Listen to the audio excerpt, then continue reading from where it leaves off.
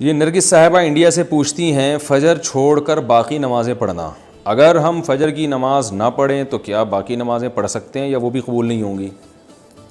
فجر کی نماز نہ پڑھیں تو ایسا کوئی پیکیج ہمارے علم میں نہیں ہے کہ جو فجر کی نماز نہ پڑھے اس پر باقی نمازیں بھی اللہ کی طرف سے معاف ہو جاتی ہیں۔ اس طرح کا کوئی پیکیج ابھی تک میرے علم میں نہیں ہے کہ قرآن و سنت میں کوئی اس طرح کا کوئی پیکیج نماز چھوڑنے والوں کو اسپیشلی دیا گیا ہو کہ جو ایک چھوڑ دیں وہ باقی بھی چھوڑ دیں۔ ایسا نہیں ہے۔ آپ اگر فجر نہیں پڑھتے تو باقی 4 نمازیں پڑھیں، کیونکہ باقی بھی چھوڑیں گے تو اور بڑا گناہ ہوگا، اور فجر چھوڑنا بھی کبیرہ گناہ ہے۔ رسول اللہ صلی اللہ علیہ وسلم نے ارشاد فرمایا، من ترک الصلاۃ متعمدا فقد کفر، جس نے جان کر نماز چھوڑ دی تحقیق اس نے کفر کیا۔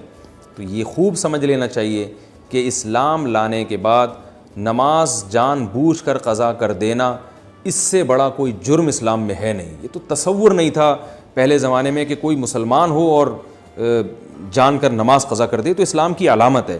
اس لیے اس کبیرہ گناہ سے فوراً توبہ کریں، اور اگر اللہ نہ کرے کبھی فجر چھوٹ جاتی ہے تو فوراً سے جتنا جلدی ہو سکے توبہ بھی کریں اور قضا بھی کریں، اور باقی نمازیں وہ بھی پڑھتی رہیں۔ فجر کی پابندی کیسے کریں؟ فجر کی نماز نیند کی وجہ سے قضا ہو جاتی ہے، ذہن میں خیال آتا ہے کہ ابھی سو جاتا ہوں بعد میں اس کی قضا کر لوں گا، اس کی تھوڑی وضاحت فرما دیں۔ محمد اظہر انڈیا سے۔ محمد اظہر بھائی، مسئلہ یہ ہے کہ اسلام میں نا شرک کے بعد نماز قضا کرنے سے بڑا گناہ نہیں ہے، کسی قیمت پہ معاف نہیں ہے نماز۔ تو آپ سو جائیں یا کچھ بھی کر لیں، آپ کو نماز پڑھنی پڑے گی، ورنہ آخرت میں اس کا بڑا سخت حساب دینا پڑے گا آپ کو۔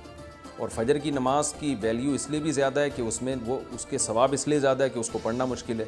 تو 2 کام میں آپ کو بتاتا ہوں، وہ اگر کر لیں تو انشاءاللہ آپ سے پابندی ہو جائے گی۔ نمبر 1، صبح اٹھنے کے لیے آپ ایک الارم والی گھڑی لیں جس کے الارم کی آواز بہت تیز ہو، اور وہ آپ جہاں سوتے ہیں نا اس جگہ سے دور رکھیں، کہیں دور الماری پہ رکھیں، تاکہ جب وہ بجے تو اتنی زور سے بجے کہ آپ کے 14 طبق روشن ہو جائیں، اور محلے والے آپ کو بولیں کہ بھائی جا کے اس کو بند کرو۔ اور دوسری بات یہ ہوگا، دور رکھنے کا فائدہ یہ ہوگا کہ آپ فوراً وہیں سوتے سوتے ہاتھ مار کے بند نہیں کریں گے، بلکہ آپ کو اٹھ کے چل کے جانا پڑے گا اسے بند کرنے کے لیے۔ تو اتنی تیز آواز ہو کہ آپ دوڑتے ہوئے جائیں اٹھ کے، تو اس سے انشاءاللہ آپ کی آدھی نیند بھی غائب ہو جائے گی، اور جو سستی تھی وہ بھی کم ہو جائے گی، اور آپ انشاءاللہ اٹھ بھی جائیں گے۔ دوسرا کام آپ نے یہ کرنا ہے کہ جس دن فجر کی نماز قضا ہو جائے اس دن آپ نے فجر صبح کا ناشتہ نہیں کرنا ہے۔